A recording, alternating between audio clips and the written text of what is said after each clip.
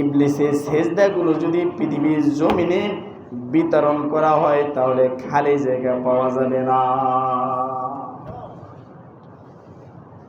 ফেরেশতাদের আবেদনের প্রেক্ষিতে আল্লাহ তাআলা তাকে জমিন থেকে আসমানে নিয়ে গেলেন। ইবাদতের মাত্রা দেখা আল্লাহ তাকে আশরাফুল মালাইকা বানায়া দিলেন। সম্মানিত ফেরেশতাদের কুল্লা লিল মালাইকাতি ইসজুদু লি আদম ফাসাজাদু ইল্লা ইবলিস।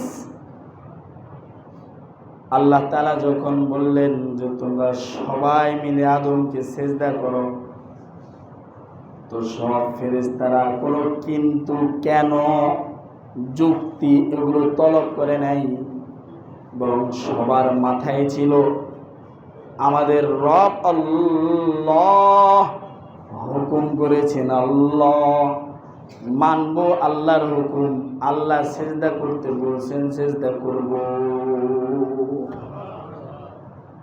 সবাই সিজদা করলো, কিন্তু মিস্টার ইবলিস সিজদা করলো না। ইবলিস খাম্বার মতো দাঁড়ায় রয়েছে।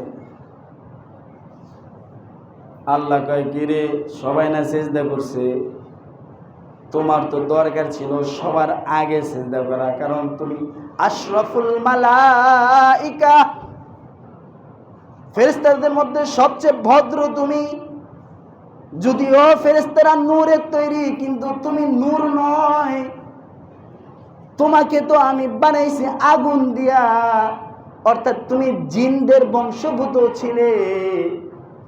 জিনদেরকে আল্লাহ তাআলা মানব সৃষ্টি করার পূর্বে পৃথিবীতে জিন সৃষ্টি করছিলেন। জিনদের নাফরমানি দেখার কারণে আল্লাহ সমূলে জিন ধ্বংস করে দিয়েছেন। যে সমস্ত ফেরেশতারা জিনদেরকে ধ্বংসের কাজে নিযুক্ত ছিলেন, তাদের আবদারে, তাদের মিনতি আর আকুতির কারণে এই আজাজিলে আল্লাহ ধ্বংস করেন নাই, যে উনি খুব ভালো ইবাদতকারী, এত সেজদা দিয়েছে। ইবলিসের সেজদাগুলো যদি পৃথিবীর জমিনে বিতরণ করা হয় তাহলে খালি জায়গা পাওয়া যাবে না। ফেরেশতাদের আবেদনের প্রেক্ষিতে আল্লাহ তাআলা তাকে জমিন থেকে আসমানে নিয়ে গেলেন। ইবাদতের মাত্রা দেখা আল্লাহ তাকে আশরাফুল মালাইকা বানায়া দিলেন। সম্মানিত ফেরেশতাদের নায়ক বানায়া দিলেন।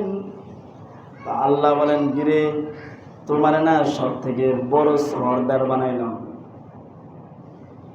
সেজদা দেওয়ার কথা ছিল তুমি না আগে দিলে ভালো হতো, চেলা চামুন্ড পরে দেওয়ার কথা ছিল, কিন্তু ঘটনা তো ভিন্ন দিকে হইল।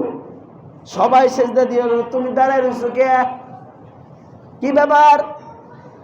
সূরা আরফের মধ্যে আল্লাহ 12 নম্বর আয়াতে বলেন, ক্বালা মা মানাকা আল্লা তাসজুদা ইয আমারতু।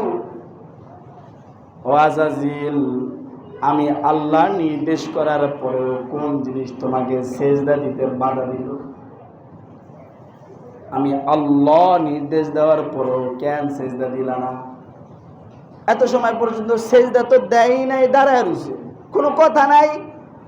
এখন আল্লাহ যখন কইল আমি আদেশ করছি, তারপরেও সেজদা দিল না, ব্যাপার কি? এখন মুখ দিয়া জবান দিয়া কথা শুরু করছে, কয় ক্বালা আনা খায়রুম মিন। আল্লাহ আমি তো আদমের চাইতো ভালো। বলেন না নাউজুবিল্লাহ। কেমনে ভালো? কোরআন শরীফে একটা যুক্তি দিছে, কিন্তু ইবলিসে আরো যুক্তি ছিল। ইবলিস মনে মনে খেয়াল করছে আদম রে মাত্র বানাইলো, কোনো ইবাদত করে নাই, এই মাত্র তৈরি করছে। আর আমি পৃথিবীর মধ্যে কত হাজার বছর ইবাদত করছিলাম, আসমানে উইঠাও ইবাদত করলাম, আবার সব ফেরেশতাদের নেতা আমারে আল্লাহ বানাইলেন। যারে মাত্র বানাইলেন, একটা সেজদাও যে এখনো আল্লাহর দেয় নাই, আল্লাহকে আল্লাহ বইলা একটা ডাকও এখনো দেয় নাই, এমন ব্যক্তিকে আমি আমার অধীনস্থদের সামনে থাইকা এত ইবাদত করার পরেও বেইবাদত একজন ব্যক্তিকে কেমনে সেজদা দেয়? নাউজুবিল্লাহ। অর্থাৎ তার ইবাদতের একটা তাকাব্বুরি অহংকার অন্তরে এসে পড়ছিল। 2 নাম্বার, কোরআনের মধ্যে সে যে যুক্তি দিয়েছে, আল্লাহকে বলেন আনা খায়রুম মিন, ইবলিস বলে যে আমি আদম থেকেও সেরা। কেমনে? কয় খলাকতানি মিন নার ওয়া খলাকতাহু মিন তিন। আল্লাহ, আমারে তো তুমি আগুন দিয়ে বানাইছো, আদমকে বানাইছো মাটি দিয়া।